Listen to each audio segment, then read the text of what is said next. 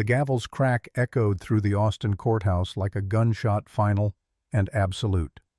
Vivian Blackwell, platinum blonde designer suit, now wrinkled from 3 days of testimony, stood trembling as the judge's voice cut through the gallery's murmurs. Vivian Blackwell, you are hereby found guilty on 3 counts of first-degree murder. The court sentences you to life in prison without the possibility of parole. The woman who had once graced the covers of Texas Monthly and Forbes screamed, her carefully cultivated composure shattering like the champagne flute she'd dropped 6 months earlier. Security officers moved in, but she twisted toward the witness stand, eyes wild with fury. That nobody destroyed everything, Nate, was mine. Do you hear me? Mine. The camera lingered on a younger woman seated in the front row, auburn hair pulled back severely, waitress uniform still creased from her shift that morning. Lorelei Ashford met Vivian's gaze without flinching, her calloused hands folded in her lap, a quiet dignity radiating from her exhausted frame. The judge's voice rose above the chaos. Miss Ashford's courage saved a child's life and exposed a serial killer who preyed on the vulnerable for nearly a decade. This court commends her integrity. The screen faded to black. A man's voice emerged from the darkness, deep-weathered, carrying the weight of a Texas drawl softened by education and decades of boardroom negotiations. Nathaniel Carver's tone held neither triumph nor vindication, only the hard-earned wisdom of a man who'd nearly lost everything to his own blindness. They say you can't judge a book by its cover, but I learned you can't judge a soul by its circumstances. This is how a waitress with bleeding hands taught a billionaire about grace and exposed the devil in a designer dress. The words hung in the silence. 6 months earlier. October present day. Austin, Texas. The rain hadn't started yet, but the October air promised it soon, that peculiar heaviness that pressed against the limestone buildings downtown, turning the twilight into something thick and waiting. La Lumiere occupied the corner of 6th and Congress, its floor-to-ceiling windows glowing with the warm amber of old money and new excess. Inside, crystal chandeliers refracted light across white tablecloths, each setting precise enough to satisfy surgical standards. Lorelei Ashford moved through the dining room with the practiced efficiency of someone who'd learned to make herself invisible. 14 hours into a double shift. Her lower back throbbed where the old injury lived, a car accident 5 years ago that had taken more than just her physical well-being, but she'd learned to compartmentalize pain the way soldiers did, tucking it into a corner of her mind and moving forward anyway. The tray in her hands held 4 bowls of lobster bisque, each one priced at $48. Her right wrist ached from the weight, but she kept her movements smooth, gliding between tables of tech executives and oil money, their conversations a blur of stock options and vacation homes she'd never see. Her phone buzzed in her apron pocket. She ignored it. Jean-Baptiste Moreau, the floor manager, watched from his station near the kitchen doors, his Napoleon complex manifesting in the way he stood on the balls of his feet, trying to add height to his 5'6" frame. He'd emigrated from Lyon 15 years ago and never let anyone forget it, wielding his French accent like a weapon against the staff he considered beneath him. The phone buzzed again. Persistent. Lore delivered the bisque to table 14, a quartet of lawyers celebrating a settlement, and retreated toward the service corridor. She pulled out her phone screen, cracked from being dropped too many times on pavement she couldn't afford to replace. Austin General Hospital. The caller ID made her stomach clench. She pressed the phone to her ear, keeping her voice low. "This is Lore." The voice on the other end belonged to Nurse Patricia Chen, third-shift supervisor, the only one at Austin General who still treated Lore like a human being instead of a reminder of medical debt. "Miss Ashford, I'm calling about your mother. Helen's scheduled for her 8th round of chemotherapy tomorrow, but the billing department flagged her account. Without payment of $4,200 by morning, we'll have to postpone treatment." The words landed like stones in still water, each ripple spreading outward until they touched everything. Lore leaned against the corridor wall, the coolness of the plaster seeping through her uniform. "Can you give me until Friday? I'm working doubles all week and—" "I tried, honey, I really did. But the new administrator, he's got rules about indigent care." Without payment or insurance approval, we have to transfer her to county hospice. County hospice. The place where people went to die slowly stretched thin across hallways that smelled of disinfectant and resignation. I understand. Thank you for calling, Patricia. Laura ended the call before the nurse could offer sympathy she couldn't use. She pulled her apron off, reached into the hidden pocket she'd sewn into the lining, and removed the small vinyl envelope where she kept her cash. Tips from the past 3 weeks carefully counted and recounted. $267.43. She closed her eyes, pressing her forehead against the cool wall. The math didn't work. It never worked. $4,200. Rent was 3 weeks overdue, another $850. The electricity company had sent a final notice. Her car needed inspection, and the check engine light had been on for 2 months. God, I can't do this anymore. The thought arrived unbidden, unwelcome. She pushed it down the way she always did, replacing despair with the mechanical movements of survival. She'd figure something out. She always did. There had to be a way. The kitchen doors swung open. Jean-Baptiste's voice cut through her spiraling thoughts. Lower table 9 needs water.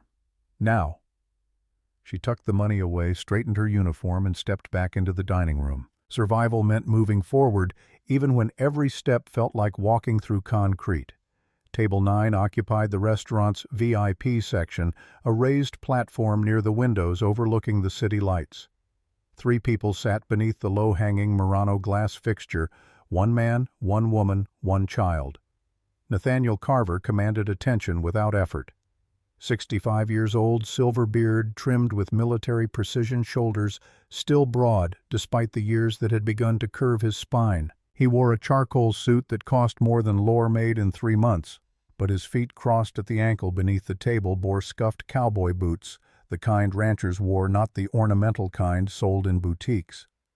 His hands wrapped around a glass of bourbon showed calluses that spoke of a man who'd built something before he'd bought things.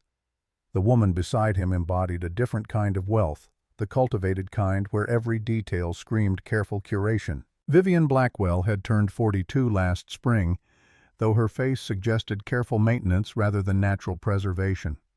Blonde hair swept into a chignon that probably required professional assistance. Emerald dress that hugged curves, sculpted by Pilates and personal training. Diamonds at her throat, wrists, fingers enough to make her dangerous to sit near in a robbery. But it was the child who stopped Lore mid-step. 5 years old, maybe 6. Dark curls that refused to be tamed falling across a face flushed red with distress. He wore a miniature suit, navy blue, with a white shirt buttoned to the collar. The kind of formal wear that made adults uncomfortable, let alone a kindergartner. His small hands clawed at the starched fabric around his neck. Fingers, desperate eyes darting around the room like a trapped animal searching for escape. Lore had seen that look before. She approached with the water pitcher, refilling glasses with the smooth, unobtrusive movements Jean-Baptiste demanded. The child Jasper, she'd hear him called later, made a sound halfway between a whimper and a growl, pushing his plate away so hard the silverware clattered. Vivian's manicured hand shot out, gripping the boy's wrist. "Stop it. We're in public." Her voice carried the particular cruelty of someone who believed discipline and dominance were synonyms. The child flinched but didn't stop moving, his whole body vibrating with an energy that had nowhere to go. Nathaniel set his bourbon down the glass, meeting the tablecloth with barely a sound. "Vivian, maybe we should..." "Should what? Leave again? He needs to learn, Nate. Your son spoiled him rotten, and now we're dealing with the consequences." The words landed with the weight of long-rehearsed arguments. Nathaniel's jaw tightened, but he said nothing, and in that silence Lore recognized something she knew too well, the exhaustion of someone who'd stopped fighting battles he couldn't win. She finished pouring water and retreated, but something made her glance back. Nathaniel was watching her, not with the predatory assessment some men employed, but with a confusion that seemed to age him further. His eyes, steel gray beneath silver brows, held a question he couldn't articulate. "You remind me of someone." The thought crossed his face so clearly she could almost hear it. Lore looked away, first moving back toward the kitchen. She had 4 tables to manage, and Jean-Baptiste's scrutiny followed her like a spotlight. The crash shattered the restaurant's careful ambiance. Laure had been carrying a tray of white truffle risotto, the signature dish, $85 per plate, 6 orders balanced with the precision of practice. Jean-Baptiste had been walking in the opposite direction, moving too fast, always too fast. His small man energy manifesting in sharp movements and sharper words. He shoved past her without warning. The tray tilted. Physics took over. 6 plates of risotto slid in slow motion, the kind of disaster that feels inevitable even as you watch it unfold. Laure twisted trying to catch them, but gravity had already won. The plates struck the marble floor in sequence 1, 2, 3, 4, 5, 6, each impact a gunshot of breaking porcelain. The dining room fell silent. Truffle-infused rice spread across the burgundy carpet in pale rivers. Shards of bone china glittered under the chandeliers. $500 of food ruined. Jean-Baptiste's face flushed purple. "You clumsy idiot." His hand moved before Laure's brain registered the intention. The slap caught her across the left cheek, the sound of skin on skin echoing in the stunned quiet.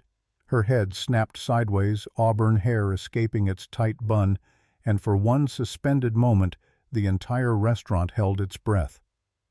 Laure tasted copper. Her cheek burned. But she didn't raise her hand to touch it, didn't let tears form, didn't give Jean-Baptiste the satisfaction of seeing her break. Instead, she knelt slowly and began picking up the broken pieces with bare hands. A shard of porcelain sliced her palm. Blood welled, mixing with the risotto.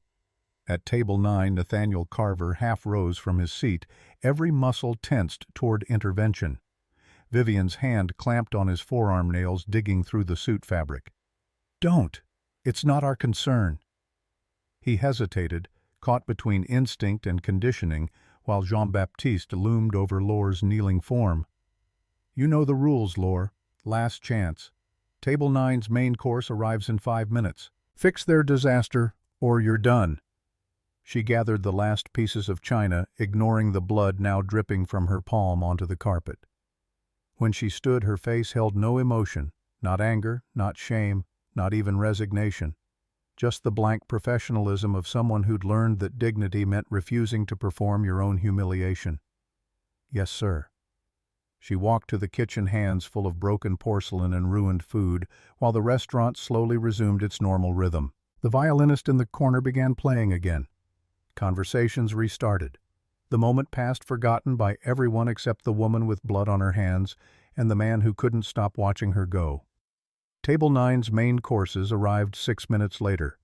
Wagyu beef, seared duck, and for Jasper, a plain chicken breast cut into precise cubes.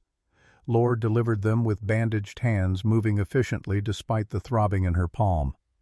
Jasper stared at his plate, then pushed it away. His breathing had become rapid, shallow, the kind of hyperventilation that preceded a full breakdown.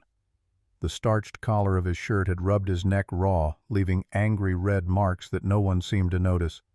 Vivian leaned close, her voice a hiss meant to carry. "Eat. Now. Or we leave you in the car." The threat made Jasper's breathing worse. He grabbed the edge of the table, his small knuckles white. "Burning. It's burning." "Nothing is burning. You're being dramatic." But Nathaniel had finally noticed the rash creeping up his grandson's neck, the way the boy's pupils had dilated to black pools, how his gaze skittered around the room, unable to focus. "Vivian, something's wrong. He's manipulating you, like always." Jasper's control snapped. The scream that erupted from his small body carried the pitch of genuine terror, the kind of sound that made everyone in the restaurant stop mid-bite. He threw his water glass. It shattered against the wall. His hands flew to his ears, pressing hard enough to hurt, trying to block out sounds only he could hear. "Make it stop too loud, burning." He kicked the table leg. The impact sent the centerpiece, a crystal vase holding white orchids, toppling. It struck the floor and exploded into 1,000 glittering pieces. Guests at nearby tables pushed back their chairs. Someone gasped. A woman pulled her purse closer as if the child's distress might be contagious. Jean-Baptiste appeared within seconds. His face the particular shade of fury reserved for lost revenue and damaged reputation. "Mr. Carver, I apologize, but we've received complaints. Perhaps it would be best if..." "If what?" Nathaniel's voice carried steel beneath the Texas drawl. "If we remove my grandson like he's defective merchandise." "If the child could be calmed, sir, or taken outside until—" Jasper screamed again this time, throwing himself onto the floor, his small body convulsing with sobs. He clawed at his collar, trying to rip it open, fabric tearing under his desperate fingers. Vivian stood smoothing her dress with the careful movements of someone performing for an audience. "Nate, this is humiliating. Call his handler. Have them take him to the car. The nanny quit this morning. Then security. I'm not watching this circus a moment longer." Jean-Baptiste gestured to the security guard stationed near the entrance, a thick-necked man in an ill-fitting suit who approached with the enthusiasm of someone being asked to remove a wild animal. That's when Laure moved. She didn't ask permission, didn't wait for approval. She simply walked past Jean-Baptiste, past the security guard, past Vivian's scandalized expression, and knelt on the floor beside Jasper's thrashing form. The boy didn't see her at first, lost in whatever private hell his nervous system had created. Laure positioned herself at his eye level, below his line of sight rather than above it, making herself smaller, less threatening. "Jasper." Her voice cut through the chaos, not loud but clear, carrying a frequency that somehow reached him. His eyes found hers, brown, meeting gray-green, and for a second the screaming stopped. "I know it hurts. I know the light is making it worse. Can you count with me?" She held up one finger, then two, then three. Jasper's breathing hitched, his focus narrowing to her hand, her face, the calm, radiating from her like a lifeline thrown to a drowning swimmer. Laure's gaze swept the table. The LED candle in the centerpiece, designed to mimic flickering flame, pulsed at 60 hertz, the strobe effect invisible to most adults but torture for a child with sensory processing disorder. The starched collar cutting into Jasper's neck. Vivian's perfume. Chanel No. 5, heavy enough to choke on. She grabbed the water pitcher from a nearby service station, soaked a cloth napkin in ice water, and draped it across Jasper's neck without touching him first, letting the cold fabric make contact before her hands did. The effect was instantaneous. His shoulders dropped 3 inches. The screaming dissolved into ragged breathing. Laure reached for the LED candle and covered it with the heavy silver breadbasket, plunging their small circle into relative darkness. Then she met Jasper's eyes again. "Better." The word came out as a croak, his voice raw from screaming. "Better." The dining room had gone completely silent. 100 pairs of eyes watched a waitress kneel on the floor beside a billionaire's grandson performing a miracle with nothing but water and common sense. Jasper reached out with one trembling hand and grabbed Laure's fingers. His grip was desperate, a drowning child clutching driftwood. "You smell like cookies. Like my mommy." The words hit Laure like a physical blow. She'd heard them before 5 years ago in a different hospital from a different child who'd stopped breathing while holding her hand. Her daughter Briar's last coherent sentence before the machines took over. "Mommy smells like cookies." Laure's throat closed. For a moment she couldn't speak, couldn't move, could only kneel there while a 5-year-old stranger brought her daughter's ghost into a restaurant full of people who'd never understand. She forced air into her lungs. "Your mommy sounds like she was wonderful." Above them, Vivian's voice sliced through the moment like a blade. "How dare you? How dare you touch him? You've contaminated a $400 shirt and you're fired. Jean-Baptiste, call security now." Laure stood slowly, releasing Jasper's hand with a gentleness that made the separation feel like abandonment. She faced Vivian, this woman in emeralds and fury, and kept her voice level. "Ma'am, with respect, the collar was choking him. The strobe light was causing pain. He has sensory processing disorder. She needs to be fired."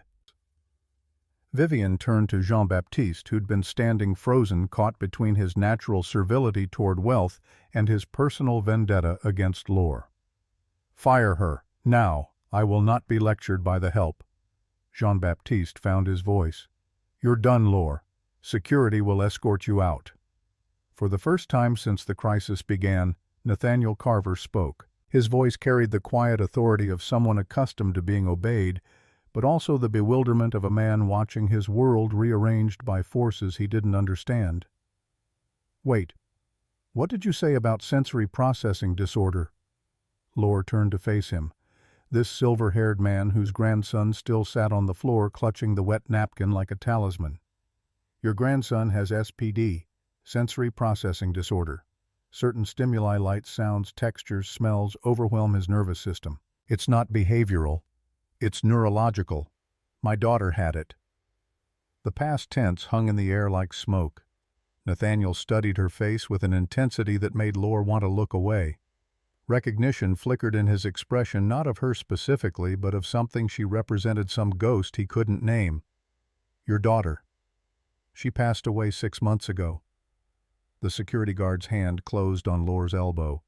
Jean-Baptiste had found his spine again, emboldened by Vivienne's fury. She's fired. Escorted out. Now. They pulled her toward the kitchen exit while Jasper began screaming again, the sound following her like an accusation. Lore didn't resist. She let them guide her through the swinging doors, past the line cooks who wouldn't meet her eyes, past the dishwasher who'd always bummed cigarettes from her, through the narrow hallway to the back alley where the dumpsters lived. Jean-Baptiste threw her apron at her chest. You were warned. Goodbye, Lore. The metal door slammed shut. The deadbolt slid home with a sound like finality. The rain had started. October in Austin meant cold fronts that blew in from nowhere, transforming the air from summer warmth to autumn chill in the span of an hour. Lore stood in the alley behind La Lumiere water, soaking through her uniform, plastering her hair to her skull. She leaned against the brick wall, the rough texture catching on her shirt, and let herself breathe. The adrenaline that had carried her through the confrontation began to drain away, leaving exhaustion in its wake. 14 hours of standing. A slap that still burned, hands that ached from broken china, and now no job. Her phone rang. She pulled it from her pocket, the cracked screen making the caller ID hard to read. Austin General Hospital. Again. This is Lore. Patricia's voice carried an edge of panic this time. Miss Ashford, your mother, Helen coded 10 minutes ago. We got her back, but she's critical. She needs emergency surgery within 48 hours or... How much? 18,000. The cardiac surgeon won't operate without... I don't have $18,000. The words came out flat, defeated, the sound of someone who'd run out of miracles. Patricia's silence spoke volumes. When she found her voice again, it carried the weight of someone delivering a death sentence. Then we'll transfer her to county hospice tomorrow morning. I'm sorry, Lore. I tried. I know you did. Thank you. Lore ended the call and sank down the wall until she sat on the wet pavement, knees pulled to her chest. The rain fell harder, drumming on the dumpster lids, washing the day's kitchen grease into the storm drains. $18,000, rent overdue, car payment late, electric bill threatening shutoff, and now no income. The scream built in her chest like pressure in a closed vessel, rising until it erupted into the rain-soaked darkness, a sound of pure frustration and helplessness that no one would hear over the storm. God, I can't do this anymore. The admission felt like surrender. Inside La Lumiere, Nathaniel Carver sat in the back of his Cadillac Escalade, the engine idling, the privacy partition raised between him and Marcus, his driver of 30 years. Jasper slept in the car seat beside him, finally calm after Vivienne had administered something from a small amber bottle she carried in her purse, just a mild sedative the doctor prescribed. Vivienne herself had gone home in a separate car, citing a headache and Nathaniel's embarrassing display of weakness in the restaurant. She'd kissed his cheek before leaving her lips cold against his skin. Focus on the merger, darling. Once the trust transfers Jasper's inheritance to me as his legal guardian, you can finally retire. We'll send the boy to that wonderful facility in Montana. Professional care. You won't have to watch him suffer anymore. The words had sounded reasonable in the moment. They always did. But now, sitting in the darkened car, watching his grandson sleep with his small hand still clutching the damp napkin from the restaurant, Nathaniel felt something shift in his chest, a crack in the careful structure he'd built to survive grief. Jasper's neck bore red welts where the collar had rubbed the skin raw. Nathaniel reached out, gently touching the inflamed skin, and Jasper flinched in his sleep. The waitress had seen it. In 30 seconds, she'd identified what Nathaniel had missed for 2 years. He pulled out his phone and opened the browser, typing with 2 fingers the way men his age did, hunting and pecking. Sensory processing disorder. The search results flooded his screen. Articles from medical journals, parent support groups, descriptions that made his stomach clench with recognition. Children with SPD experience ordinary stimuli as overwhelming or painful. Bright lights may feel like physical assault. Normal clothing textures can feel like sandpaper or fire. They're not misbehaving. Their nervous systems are under attack. Nathaniel looked at his grandson, really looked for the first time since Jonathan and Marianne had died in the car accident 2 years ago. The accident that had made Nathaniel a guardian again at 63 thrust back into a parenting role he'd already failed once. The waitress had known. In 30 seconds she'd known. He pressed the intercom button. "Marcus, the woman who was escorted out. Find her. Bring her to me." Marcus's voice crackled through the speaker, carefully neutral. "Sir, Miss Sinclair won't—" "Find her. Now." The Escalade pulled away from the curb, turning into the maze of downtown streets, while Nathaniel sat in the back, his hand resting on his grandson's sleeping head, wondering if he'd just made the first good decision in 2 years or the worst mistake of his life. Laura was still sitting against the wall when the headlights found her. The Escalade pulled into the alley, its bulk filling the narrow space between buildings. The passenger door opened, and a man stepped out. Not the billionaire, but an older black man in a driver's uniform holding an umbrella that looked absurdly formal in the dirty alley. "Miss Ashford, Mr. Carver would like to speak with you." Laura didn't move. "Tell Mr. Carver I appreciate the gesture, but I'm fine." "You're sitting in the rain, ma'am. You don't look fine." "I've had worse nights." Marcus, she'd heard Vivian call him that in the restaurant, crouched down, his knees cracking with the effort. He held the umbrella over both of them, studying her face with eyes that had seen too much to be fooled by brave fronts. "He's a good man, Miss Ashford. Stubborn, sometimes blind, but good. And that boy in there, he needs help. Help Mr. Carver doesn't know how to give." "I'm a waitress. I'm not a therapist." "You're someone who saw a child in pain and didn't look away. That's rarer than you think." Laura met his gaze, trying to read the angles. "What does he want?" "To talk. That's all. 5 minutes of your time." The rain drummed on the umbrella. Laura's uniform was soaked through her hair, plastered to her skull, and somewhere in her pocket her phone held messages from a hospital she couldn't afford and a landlord who'd already started eviction proceedings. What did she have to lose? She stood her joints protesting and followed Marcus to the Escalade. He opened the rear door and she slid inside, immediately conscious of how she looked, dripping, bedraggled, probably smelling of kitchen grease and rain. Nathaniel Carver sat on the opposite side, Jasper sleeping between them. He didn't offer his hand, didn't smile, just studied her with those steel-gray eyes that seemed to catalog everything without judgment. "Miss Ashford, I'm Nathaniel Carver. That's my grandson, Jasper." "I know who you are, sir." "Do you know what you did back there?" Laura glanced at the sleeping child. "I helped a scared kid, that's all." "That's all." Nathaniel's laugh was short, bitter. "I've taken Jasper to specialists in Houston, Dallas, even flew to Johns Hopkins last year. Pediatric psychiatrists, behavioral therapists, neurologists. They all said he was oppositional, disturbed. One suggested institutionalization. But you saw in 30 seconds what they missed in 2 years. He leaned forward slightly. "How?" Laura touched the locket at her throat, the gesture unconscious. "My daughter, Briar. She had SPD. I learned to recognize the signs." "You said she passed away." 6 months ago. She was 4. The admission hung between them, raw and aching. Nathaniel's expression shifted, not pity, but recognition, the look of someone who'd walked the same dark roads. "My son died 2 years ago. Car accident. His wife, too. Jasper's parents." "I'm sorry." "So am I." They sat in silence while the rain hammered the roof. Jasper stirred, making small, distressed sounds in his sleep, and both adults tensed, ready to respond. Nathaniel pulled an envelope from his jacket pocket. "I need help, Miss Ashford. Not a nanny, not a babysitter. Someone who sees Jasper the way you saw him tonight. Someone who understands what he's going through." He opened the envelope, revealing a check. Laura's eyes caught the number and her breath stopped. $20,000. Signing bonus. $8,000 a month salary. Live-in position at my ranch outside the city. Your only responsibility is Jasper. Keep him safe. Keep him calm. Teach me how to be the guardian he needs. Laura stared at the check, her mind racing through calculations.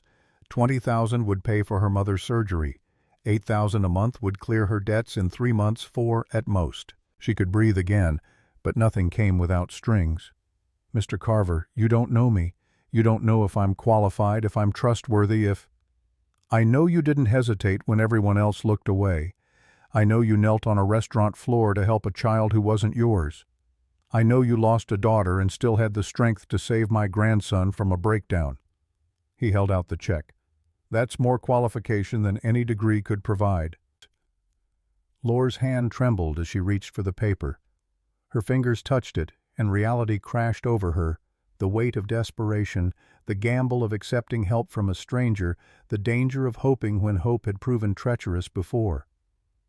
There's a woman, Vivian, your fiancée. Nathaniel's jaw tightened.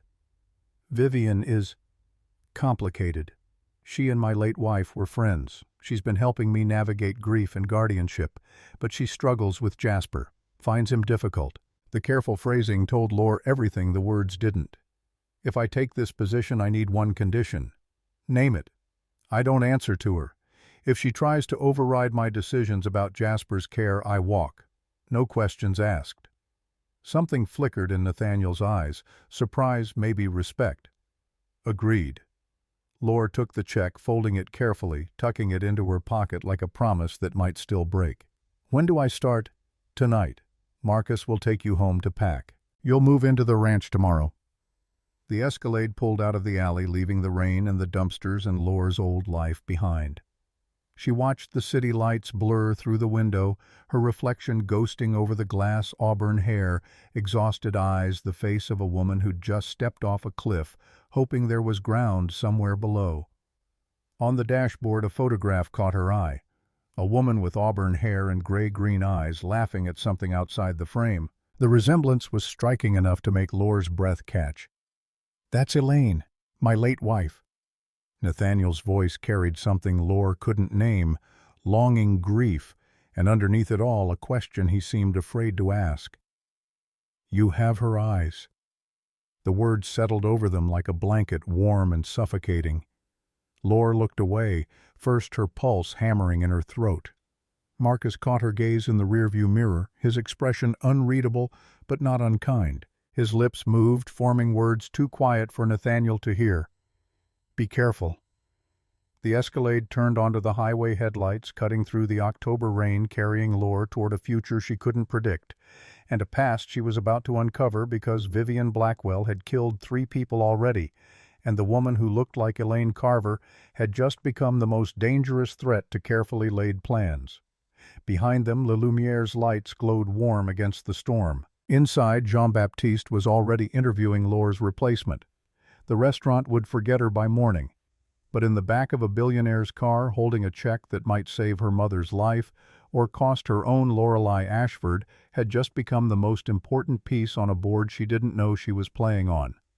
And Vivian, watching from the window of her downtown penthouse as the Escalade passed below, smiled slowly and reached for her phone.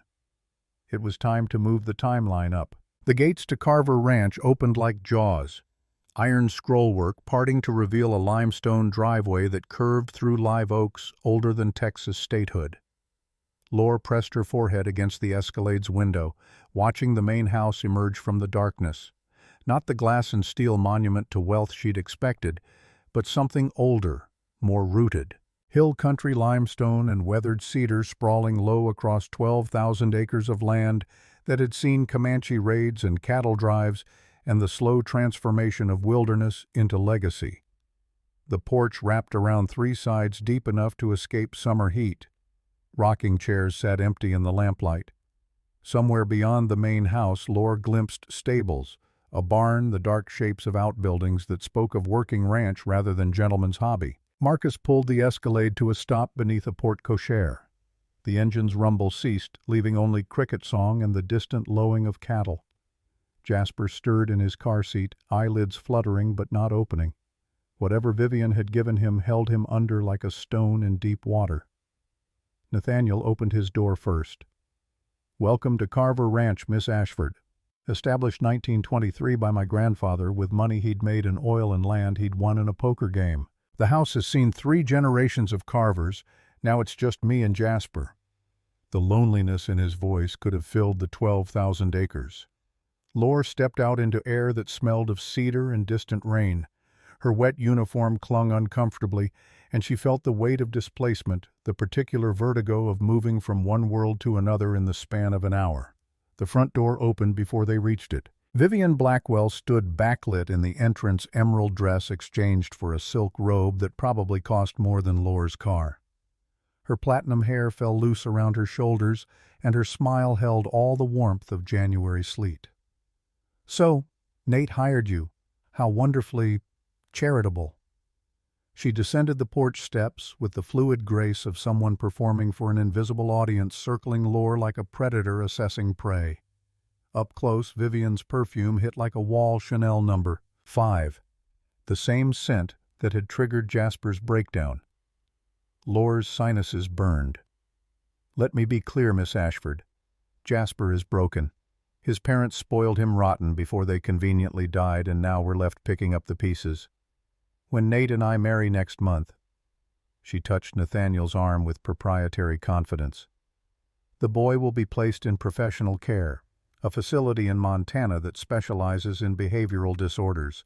Until then, keep him sedated and quiet. Nate doesn't need the stress." Lore met Vivian's gaze without flinching. "I don't sedate children, Miss Blackwell. I help them." Vivian's smile froze, becoming something sharp and dangerous. "How noble.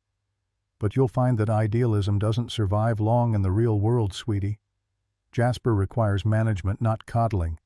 I've already arranged his medication regimen with Dr. Eris."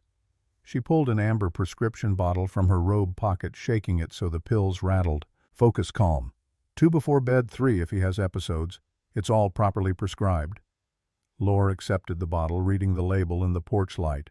No pharmacy stamp, no DEA number, just a handwritten label. "Focus, calm. Dr. Eris. As needed for behavioral management." Every instinct from her abbreviated nursing training screamed warning. "I'd like to speak with Dr. Eris about the dosage." Vivian's laugh tinkled like breaking glass. "Dr. Eris is very expensive and very busy. He doesn't take calls from the help. Now, if you'll excuse me, I have a headache from tonight's disaster." She turned to Nathaniel, rising on tiptoes to kiss his cheek. Her lips lingered, staking claim. "Don't stay up too late, darling. You have the board meeting at 8. Remember, sign the guardianship papers this week so we can finalize the trust transfer. Once I'm Jasper's legal guardian, we can move forward with Montana." She disappeared inside, leaving the scent of expensive perfume and implicit threats. Nathaniel's shoulders sagged like a man carrying weight he couldn't put down. "She means well. Grief manifests differently in everyone. She's trying to protect me from watching Jasper suffer." The words sounded rehearsed, a script he'd repeated until he almost believed it. Marcus cleared his throat from the Escalade. "I'll get Jasper to his room, sir." He lifted the sleeping child with surprising gentleness, cradling him against his shoulder. Jasper's head lolled, his breathing slow and heavy. Lore followed them inside. The interior of Carver Ranch told 2 stories. The main living areas, expansive rooms with cathedral ceilings and saltillo tiles, spoke of wealth accumulated over generations. Photographs lined the walls, Nathaniel in marine dress blues, younger and harder. A wedding portrait showing him with a woman whose auburn hair and gray-green eyes made Lore's breath catch. Family gatherings, children growing, the visual timeline of a life that had been full before it emptied. But it was the West Wing hallway that made Lore's chest tighten. The walls here glowed acid yellow, the kind of aggressive brightness that made her squint even in lamplight. Fluorescent tubes ran the length of the ceiling, buzzing with that particular frequency that set teeth on edge. The air smelled chemical, like fresh paint layered over something older and sadder. Marcus stopped at the 3rd door, pushing it open. Jasper's room was a crime scene dressed as a nursery. yellow walls brighter than the hallway if such a thing were possible.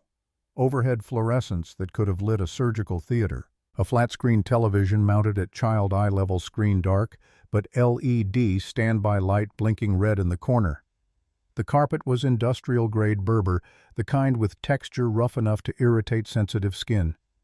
Every surface held sharp angles, the bed frame, the dresser, the toy chest with its metal latches. Marcus laid Jasper on the bed, a twin mattress covered in sheets that crinkled with starch. The boy didn't wake, lost somewhere deep. Lore stepped into the room, her trained eye cataloging violations like an inspector finding code failures. The windows were massive floor-to-ceiling glass that would flood the space with Texas sun come morning. No blackout curtains, no dimmer switches, no soft surfaces to absorb sound. She touched the wall, feeling texture rough as sandpaper under paint. How long has his room been like this? Marcus's expression went carefully neutral, the look of a man who'd learned when to speak and when silence served better. Miss Sinclair redecorated 6 months ago, said yellow was a happy color, said the boy needed more stimulation to snap out of his moods. 6 months ago, right around the time Breyer had died in Austin General, attended by a consulting pediatrician named Dr. V. Blackwell. Lore's hands curled into fists. This room is torture for a child with SPD. Every single element is designed to overwhelm. I don't think Miss Sinclair understands. She understands perfectly. The words came out harder than Lore intended. Marcus studied her face, reading something there that made his own expression shift toward alliance. The previous nanny lasted 3 weeks. The one before that 2 days. They all said Jasper was impossible. But I've driven for the Carver family 30 years, Miss Ashford. I knew that boy's father from birth. Jonathan was gentle, creative. Nothing like Nate's hard edges. And Mary Ann, she was a teacher, patient as spring. That child comes from good people. What he's become, that's not nature, that's circumstance. He moved toward the door, pausing at the threshold. Miss Sinclair keeps the focus calm locked in her bathroom. Says it's for safety, but she controls every dose. And she's always here when Nate's away on business, always in this room, always alone with the boy. The implication hung heavy as smoke. Marcus, where was Jasper the day his parents died? Here. The accident happened on Highway 290 20 miles out, brake failure, police said, but Jonathan was meticulous about car maintenance, had the Volvo serviced every 3,000 miles like clockwork. Who benefited from their deaths? Marcus's silence was answer enough. He left his footsteps fading down the yellow hallway.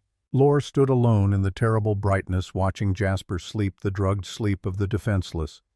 She unscrewed the light bulbs in the overhead fixture one by one, plunging the room into darkness, illuminated only by ambient light from the hallway. The change was immediate. The air felt breathable again, the oppressive weight lifting. Tomorrow she'd start fixing this room. Tonight she'd keep watch. Lore settled into the wooden chair beside Jasper's bed, pulling out her phone. The cracked screen glowed as she opened her browser, typing with deliberate care. Scopolamine poisoning symptoms, children. The results made her stomach drop. Scopolamine hyoscine, anticholinergic drug causing confusion, hallucinations, agitation, dilated pupils. In children, extreme sensitivity. Symptoms include visual/auditory hallucinations, bugs crawling, walls melting, tachycardia, hyperthermia, violent agitation. Long-term exposure causes permanent neurological damage, known as devil's breath in criminal contexts, used to make victims compliant and amnesiac. Lore's hands shook as she pulled the amber bottle from her pocket, unscrewing the cap. The pills inside were small, white, unmarked. She lifted one to her nose. Chemical. Bitter. Nothing herbal about it.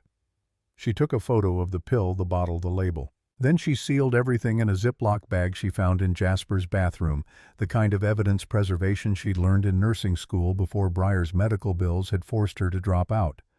Her phone buzzed. Text from an unknown number. Your mother's surgery is scheduled for 7 a.m. tomorrow. Payment received. She's going to be okay. Patricia Chen, R.N. Lore closed her eyes, breathing through the wave of relief that threatened to unmake her. $20,000. Her mother would live. The price was living in this house, protecting this child, and navigating the minefield of a woman who'd redecorated a little boy's room into a torture chamber. She opened her eyes to find Jasper watching her. His pupils were still dilated from whatever Vivian had given him, but awareness flickered behind the chemical haze. His voice came out scratchy small. "Are you the new mean lady?"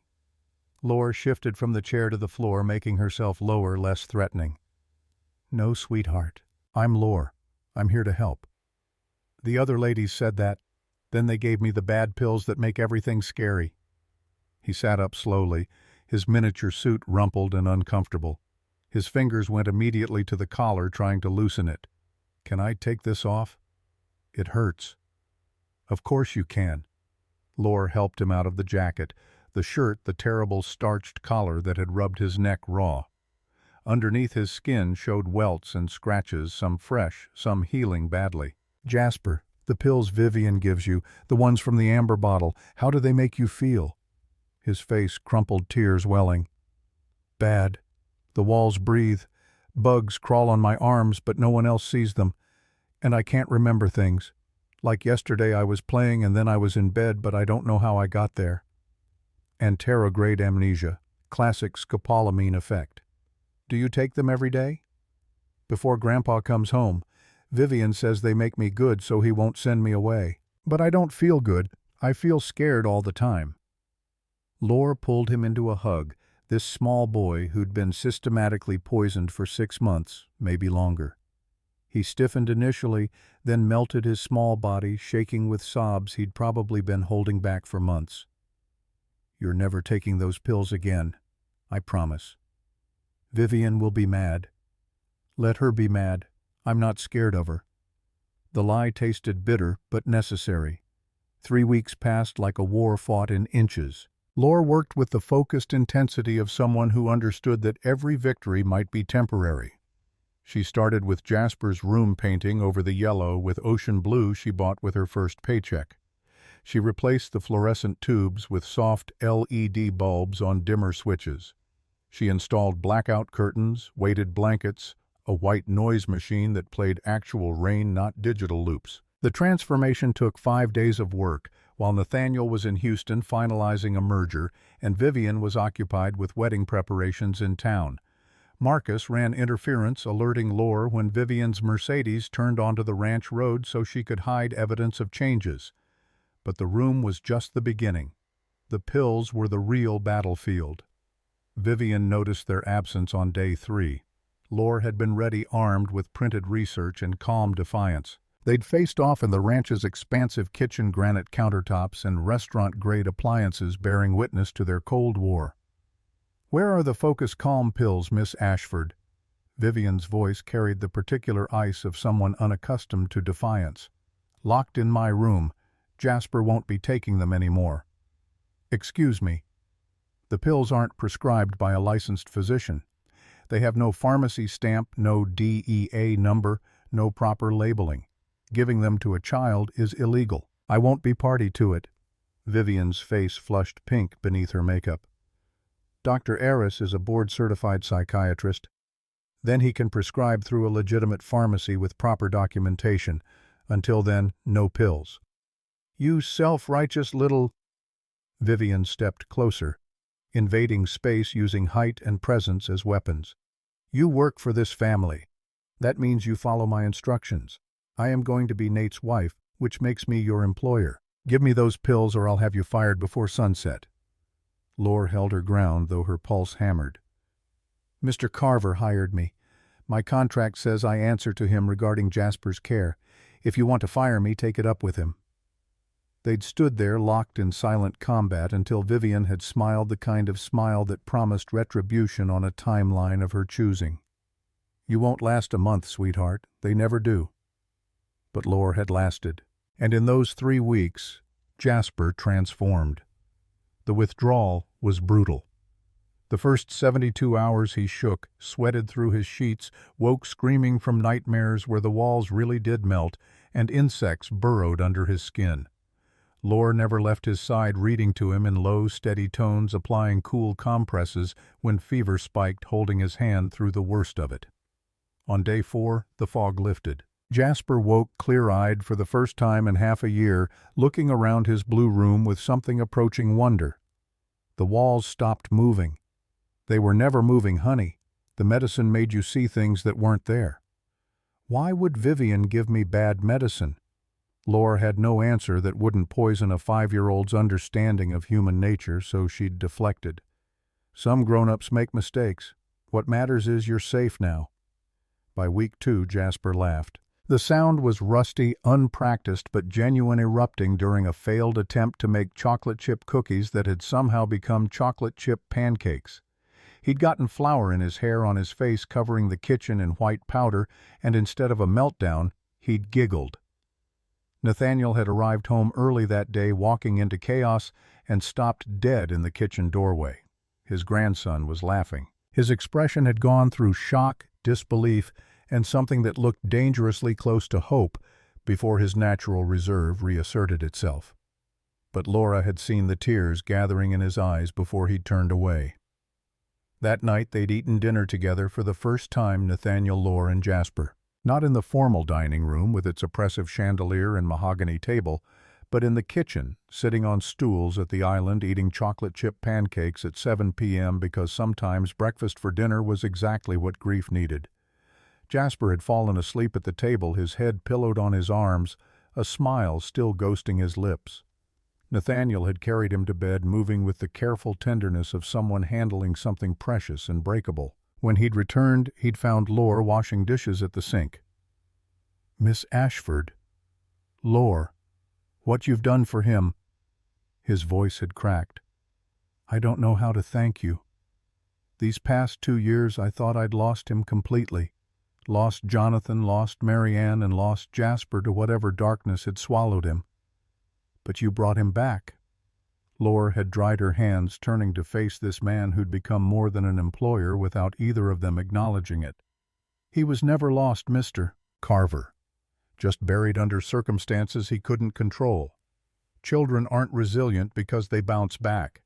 They're resilient because they keep trying even when everything hurts."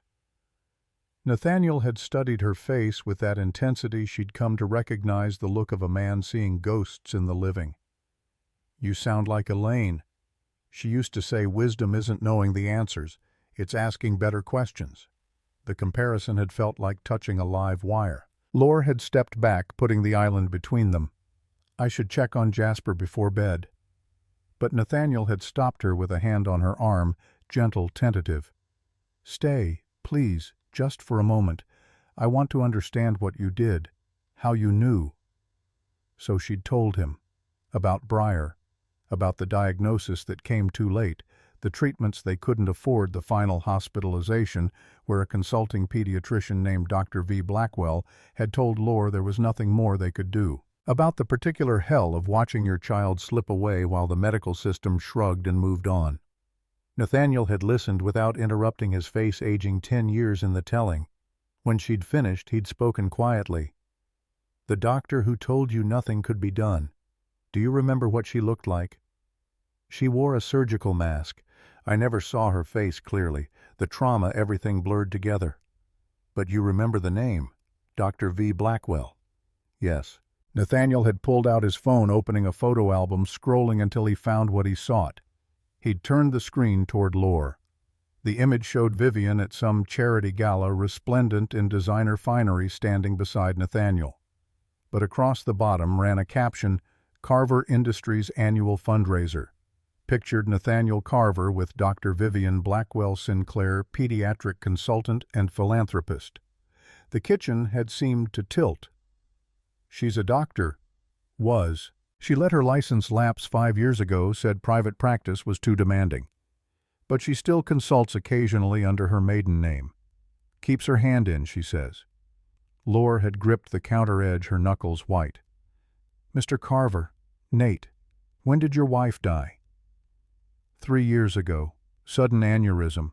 She'd been complaining of headaches for months, seeing things that weren't there, forgetting conversations. The doctor said she was developing early onset dementia. Then one morning she just collapsed. And Vivian was Elaine's best friend from Princeton. She'd been bringing Elaine herbal tea every day, trying to help with the headaches.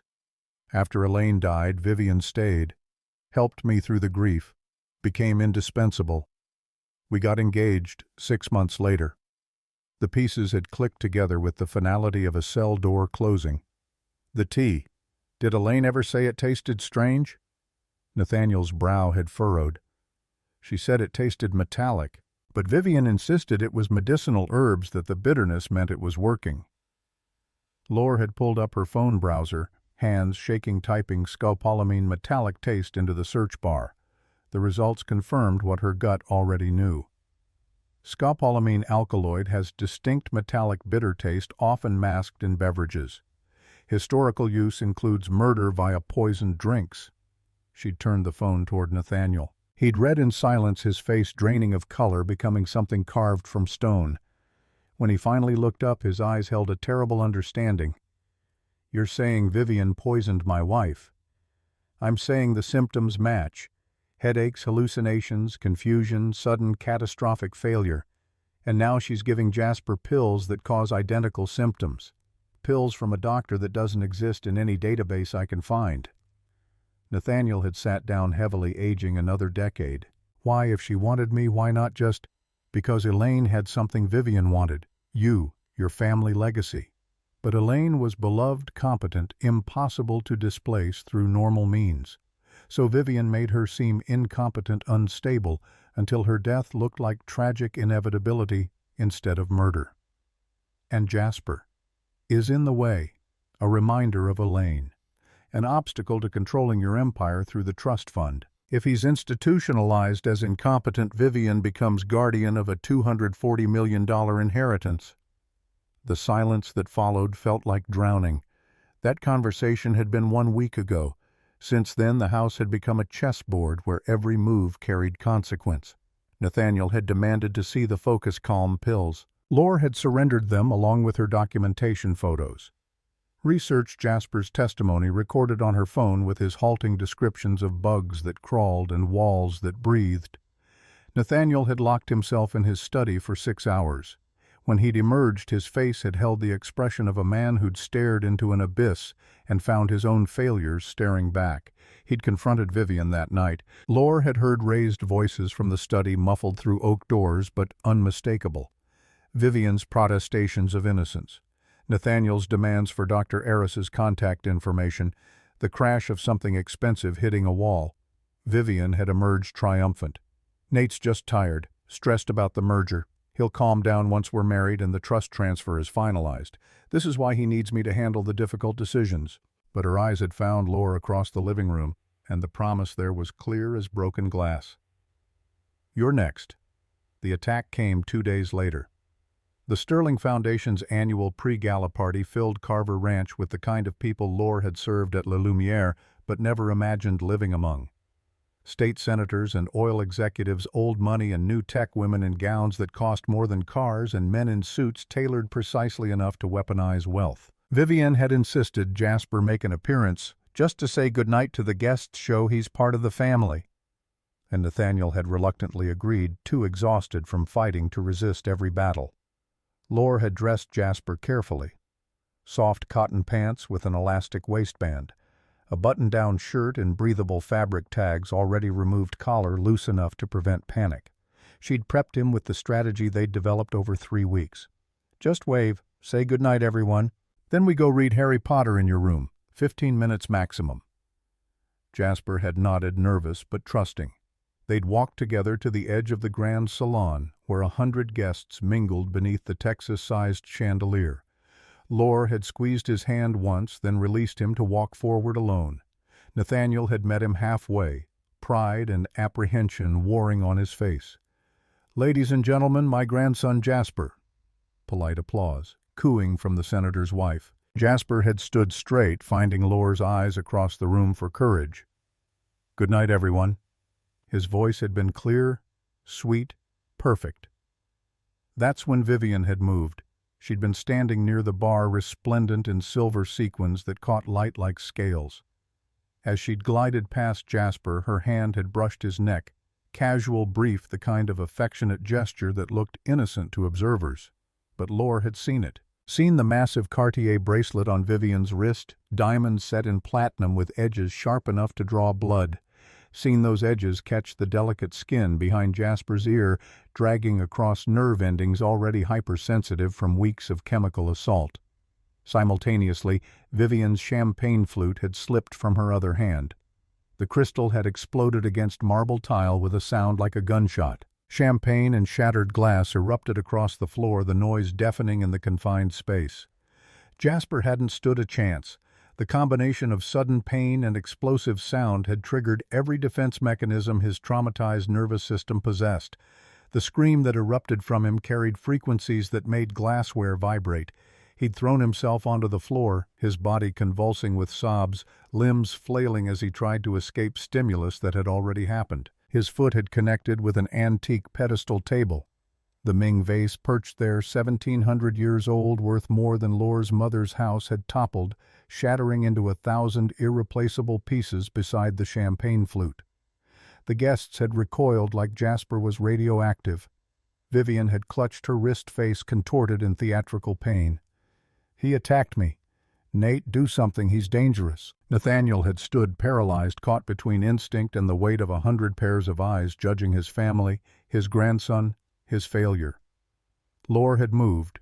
She'd sprinted across the salon floor in the soft flats she'd worn specifically for this possibility, dodging flailing limbs, creating a barrier with her body between Jasper and the broken glass, spreading like blood across marble. She'd pulled the textured sensory ball from her pocket, always carried now, always ready, and pressed it into his hand. "Jasper, eyes on me. Squeeze the anger into the ball. All of it. Give it to me." Her voice had cut through his panic the way it always did, a frequency calibrated specifically to reach him when the world became overwhelming.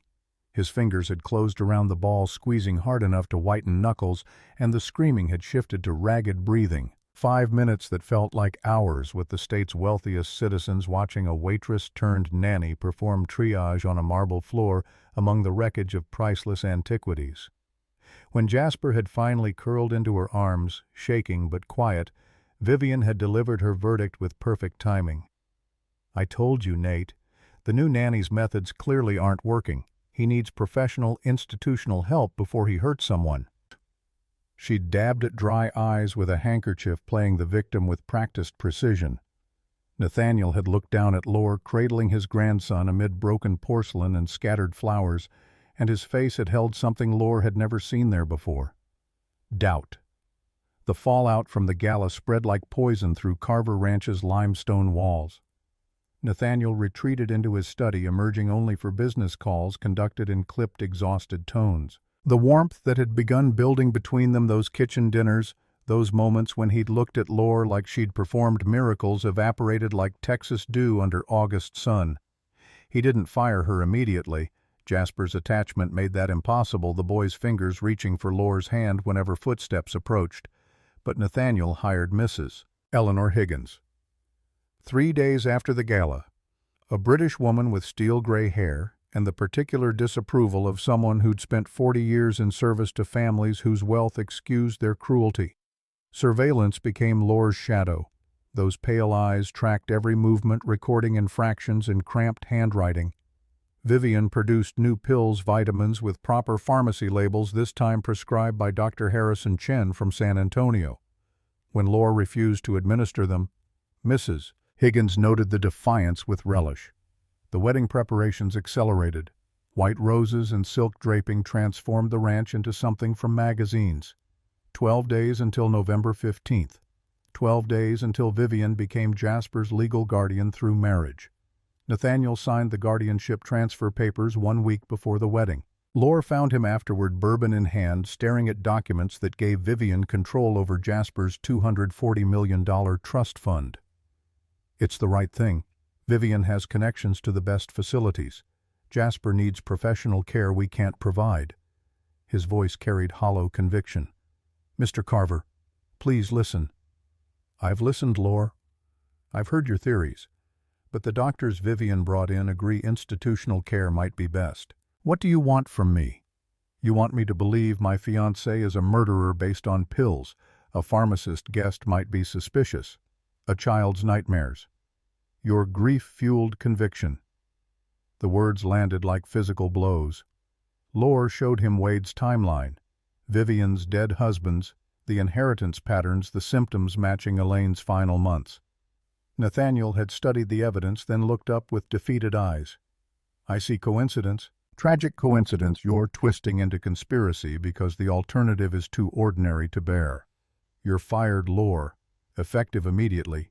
Be gone by morning or I'm calling the police. Wade Ashford had been waiting at a truck stop off I-35 when Lore arrived at 2 a.m., carrying everything she owned in 2 suitcases.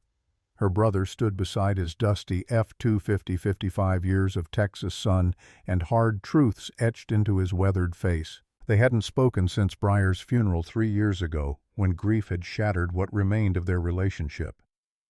Saw you on the news. Carver Foundation gala coverage. Recognized you in the background. He'd pulled a manila folder from his truck, spreading contents across the tailgate. I've been tracking Vivian Blackwell for 5 years. Former Ranger doesn't mean I stopped caring about justice.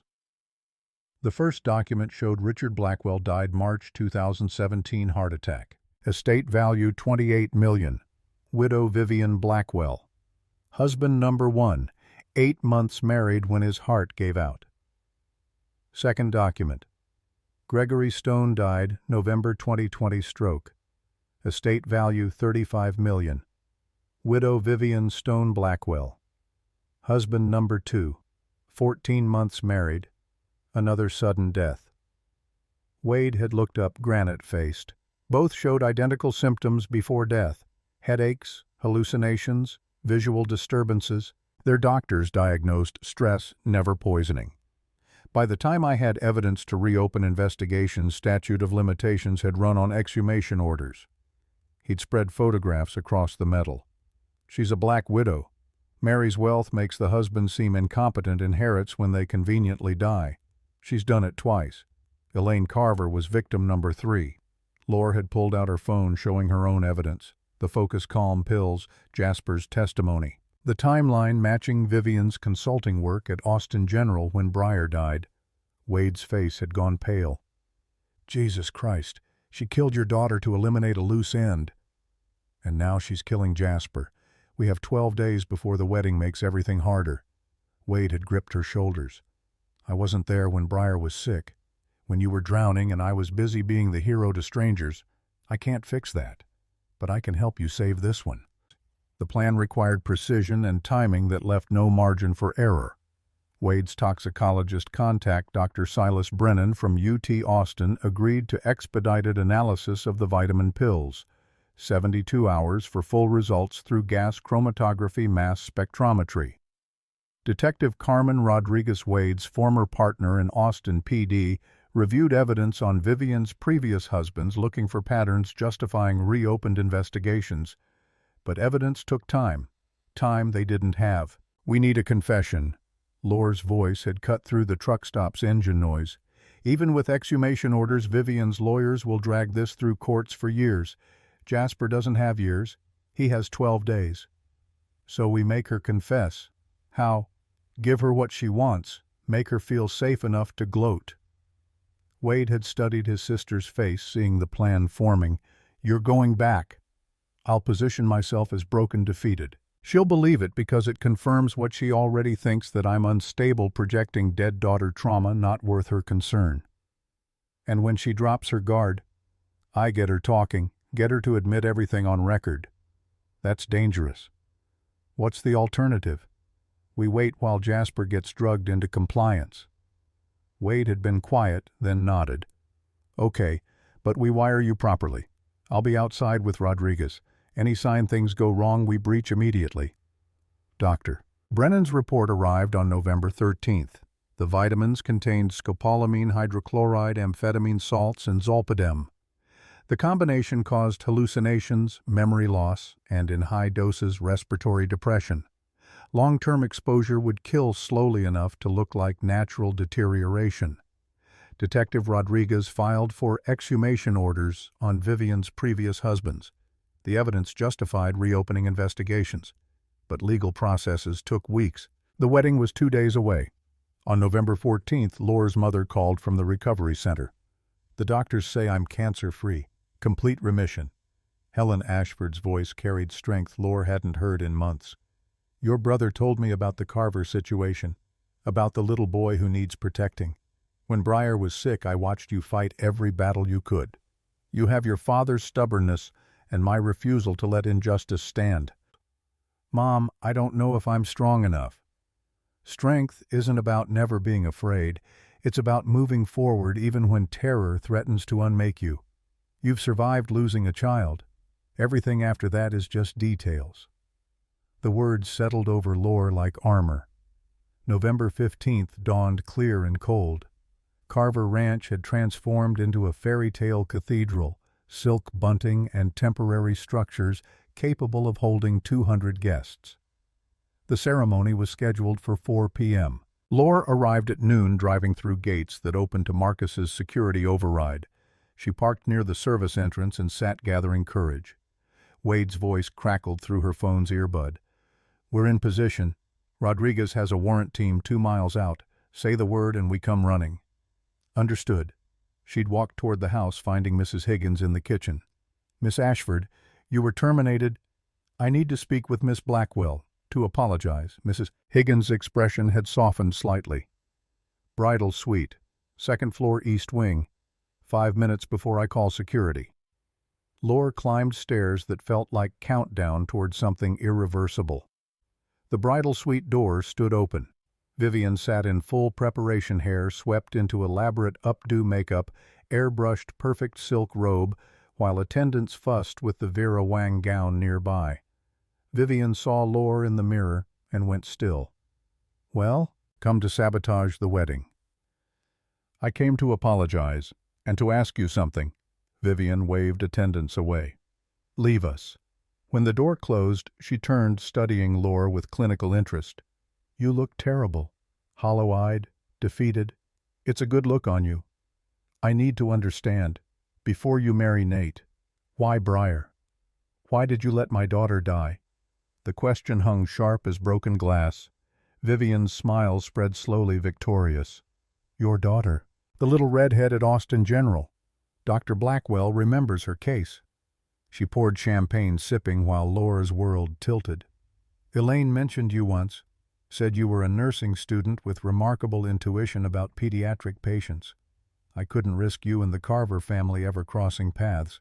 Couldn't risk you recognizing me putting pieces together. So you killed her." "I expedited the inevitable. She was dying anyway. I just didn't fight as hard as I could have." "Loose ends, Laura. I eliminate them." Laura's phone sat on the dresser, recording app running. "And Elaine Jasper's mother." Vivian laughed, bright and terrible. "Elaine was weak, had everything I deserved: Nate's love, the family legacy, respect. She was squandering it. I did Nate a favor. The tea was just encouragement. She made herself look mentally unstable. I simply provided the tools."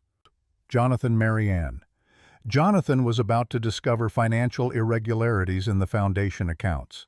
The break line was remarkably easy to access. Marianne was collateral damage, but she was too perceptive anyway. Vivian stepped closer, champagne in hand, confidence radiating. "The beautiful part I'm going to win. In 4 hours I marry Nathaniel Carver. Become Jasper's guardian. In 6 months the boy will have a tragic accident at his facility. Medication errors are so common. And I'll be the grieving stepmother consoled by a trust fund worth $240 million. Nate will know eventually. Will he? By then we'll have been married for years. His empire will be so entangled with my management that separating us would destroy everything. Men like Nathaniel choose preservation over truth every time." She reached for Laura's phone, seeing the recording app's red light. Her expression hadn't changed. No panic, just amusement. "Did you really think I'd incriminate myself on a recording you could use? Texas is 2-party consent. Anything captured without my knowledge is inadmissible. Your little confession is worthless." She deleted the recording with one tap, tossing the phone back. "Now get out before security removes you. Again." Laura picked up her phone, hands trembling, and walked toward the door. At the threshold, she turned back. Grace isn't something you're born with. It's something you choose when everyone else chooses to look away. Vivian frowned, confused. Laura touched her ear where the tiny earbud sat hidden. I know Texas is two-party consent. That's why Detective Carmen Rodriguez was listening through this wire. You just confessed to multiple murders to a law enforcement officer conducting an active investigation. That's perfectly admissible. Vivian's face drained of color. Laura walked out as Vivian started screaming for lawyers. Wade and Rodriguez were already moving through the house, warrant in hand, back up 30 seconds out. The wedding never happened. 6 months later. The Austin courthouse steps were crowded with media when the verdict came down. Cameras flashed as bailiffs escorted Vivian Blackwell, no longer platinum perfect hair gone gray at the roots, designer clothes replaced with county orange through the crush. The judge's voice had been clear. Vivian Blackwell, you are hereby sentenced to 3 consecutive life terms without possibility of parole for the murders of Richard Blackwell, Gregory Stone, and Dr. Elaine Carver. Additional sentences of 25 years each for the attempted murders of Jasper Carver and Helen Ashford, and 15 years for vehicular homicide in the deaths of Jonathan and Marianne Carver. The gavel had fallen with the finality of a closing door. Laura watched from the gallery, Wade beside her, as justice, slow, messy, imperfect, finally arrived. Spring came to Carver Ranch like a promise kept. The limestone house no longer felt cold. Nathaniel had removed the yellow paint, the harsh lights, the sharp edges that had made the space feel like a mausoleum. Now warmth lived in the walls. Photographs of Elaine and Jonathan and Marianne displayed with honor. Jasper's artwork covering the refrigerator, the sound of laughter echoing through rooms that had forgotten how. Helen Ashford lived in the guest house, cancer-free and stronger than she'd been in years. She spent mornings in the garden with Jasper, teaching him about plants and patience and how things grow back even after they've been cut down. The Briar and Elaine Foundation occupied the renovated West Wing. Laura ran it with the focused intensity of someone who'd turned grief into purpose. Pediatric sensory processing disorder research, support groups for families navigating diagnoses, scholarships for nursing students who couldn't afford to finish their degrees. Nathaniel had funded it entirely, telling Laura it was the least he could do for being blind when she'd seen clearly. On a Sunday in late April, they drove to the Hill Country Cemetery, where 3 graves sat beneath live oaks. Nathaniel, Laura, and Jasper stood in the dappled shade while mockingbirds sang overhead. Nathaniel knelt at Elaine's headstone, touching the engraved letters of her name. I'm sorry I didn't protect you. Sorry I didn't see what was happening until it was too late. You deserved better than my blindness. His voice cracked. Laura knelt beside him, her hand on his shoulder. She knows. And she sent me to finish what she started, keeping Jasper safe. Nathaniel looked at her. This woman who'd fought battles he hadn't believed existed, and saw not his late wife's ghost, but someone entirely her own. You saved my grandson's life. You saved my soul. How do I thank you for that? You already have. You gave me purpose when I'd lost mine. You gave me family when I thought I'd never have one again. Jasper placed wildflowers on each grave, his mother's, his father's, his grandmother's, with the careful reverence of a 6-year-old who understood loss but chose hope anyway. Miss Laura says they're watching from heaven, that they're proud of me for being brave. Nathaniel lifted his grandson, holding him close. They are, Buddy, so proud, and they're grateful you have Miss Laura to protect you when I couldn't see the danger. Jasper's 6th birthday party filled the ranch with children, kids from his new school, from the foundation's support groups, from families who'd found community and shared struggles. No formal dining rooms, no crystal chandeliers, just the backyard with balloons and a cake shaped like a monarch butterfly. Jasper stood at the picnic table, 6 candles flickering, surrounded by people who loved him, not despite his sensitivity, but because of his brave, beautiful heart. Make a wish, sweetheart. Laura stood beside him, her hand on his shoulder. Jasper closed his eyes, thinking hard, then blew out the candles in one breath. What did you wish for? Can't tell, or it won't come true. But I hope Mommy and Daddy can see me happy. Laura's throat closed. They can, Jasper. I promise they can. Nathaniel joined them, his presence steady and sure. "And they sent Lore to make sure you'd always have someone fighting for you. Someone who sees you exactly as you are and loves you because of it, not in spite of it." Jasper looked between them, this grandfather who'd learned to ask better questions, and this woman who'd refused to look away when everyone else had, and smiled the kind of smile that made the previous year's darkness worth surviving. "Is Miss Lore my family now?"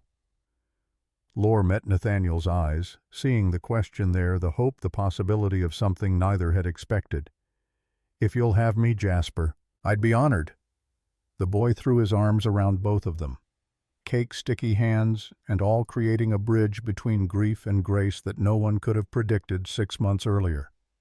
Marcus appeared with his camera, capturing the moment, three people who'd been broken separately learning to be whole together. That evening, after the guests had gone and Jasper slept peacefully in his blue room with weighted blankets and soft lights, Nathaniel and Lore sat on the porch watching stars emerge over 12,000 acres of Texas hill country. "I've been thinking about what you said that night. About grace being something you choose."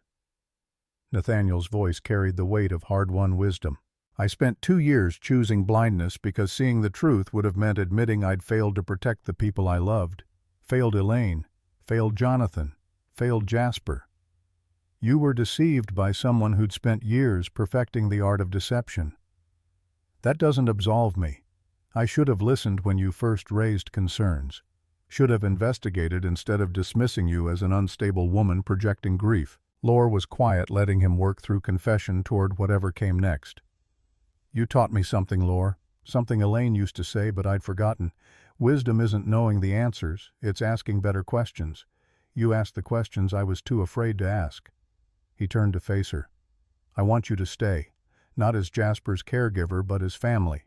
As the person who sees what I'm too close to see, who fights battles I don't know need fighting. As someone I trust completely because you've already proven you'll choose truth over comfort every single time." Lore felt tears gathering. "I'm not Elaine. I'll never be her."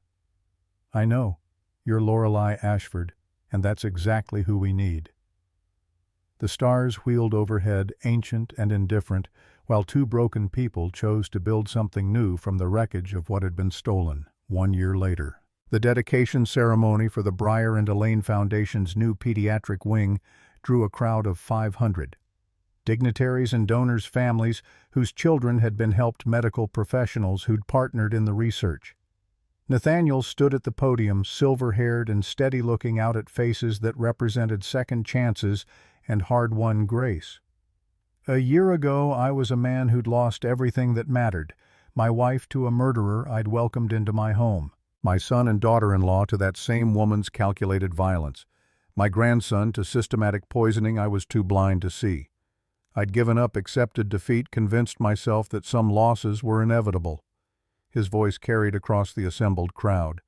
"Then a waitress with bleeding hands and a dead daughter taught me something I'd forgotten. That dignity isn't about never falling. It's about standing back up. That grace isn't given. It's chosen in moments when everyone else chooses to look away." He gestured to Lore, standing beside Jasper near the ribbon they'd soon cut. "Lorelei Ashford didn't just save my grandson's life. She reminded me that family isn't blood alone. It's the people who fight for you when you can't fight for yourself, who see the invisible pain and refuse to ignore it, who choose courage over comfort, truth over convenience, grace over revenge." Nathaniel's eyes found Jasper healthy and whole, holding Lore's hand. "This foundation exists because two remarkable women, my late wife, Dr. Elaine Carver, and Lore's late daughter, Breyer Ashford, understood that invisible suffering deserves visible advocacy. That children who experience the world differently aren't broken. They're just navigating a world not built for their needs." He stepped back from the microphone, letting Lore and Jasper cut the ribbon together while cameras flashed and applause thundered. Later, when the crowds had dispersed and only family remained, they stood together in the new wing's quiet halls. Nathaniel, Lore, Jasper, Helen Wade, and Marcus. An unlikely constellation of people bound not by blood, but by choice, by battles fought and survived, by grace extended and received. Jasper tugged Lore's hand. "Miss Lore, when I grow up I want to help kids like me. like you and Grandma Elaine did. Lore knelt, meeting his eyes. Then that's exactly what you'll do, because you've already learned the most important lesson, that surviving hard things makes you strong enough to help others survive them too. She stood Nathaniel's hand, finding hers, creating a circle of protection around a child who'd nearly been lost to calculated cruelty, but had been saved by one woman's refusal to look away. Outside, spring rain began to fall, washing the Texas limestone clean, nurturing seeds that would grow into something beautiful and strong.